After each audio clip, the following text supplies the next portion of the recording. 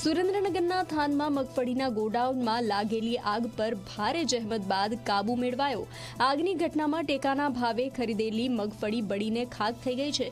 જોકે હજુ સુધી આગ લાગવાનું ચોક્કસ કારણ જાણી શકાયું નથી, પરંતુ હાલ 4 જેસીબીની મદદથી જે મગફળી સારી છે તેને ઠારવાનો પ્રયાસ કરવામાં આવી રહ્યો છે। જો કે મોટા પાયે મગફળી બળી ગઈ છે। મગફળીના ગોડાઉનમાં એકવાર નહીં પરંતુ 2 વાર આગ લાગી હતી।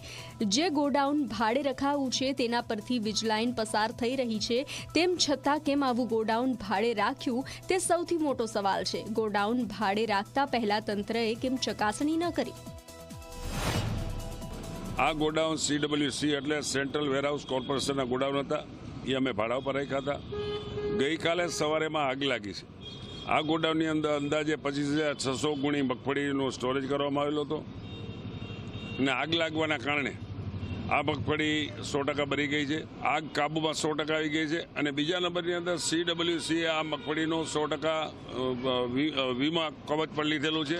એના કારણે નાફેડને કોઈ નુકસાન ભોગવવાનું નહીં આવે એવી મને ખાતરી છે। સરકારે તલસ્પર્શી ઝીણામાં ઝીણી તપાસ કરીને જે કોઈ ગુનેગાર હોય, જે કોઈની નિષ્કાળજી હોય એની સામે પગલાઓ લેવા જોઈએ અને એવા કડક પગલાં લેવાય તો આવા બનતા બનાવો અટકી શકાય। સરકારે જે કાંઈ નિયમોમાં ઉણપ હોય એ ઉણપ નાખવા માટે જે જવાબદાર હોય એને એક્શન લેવા જોઈએ।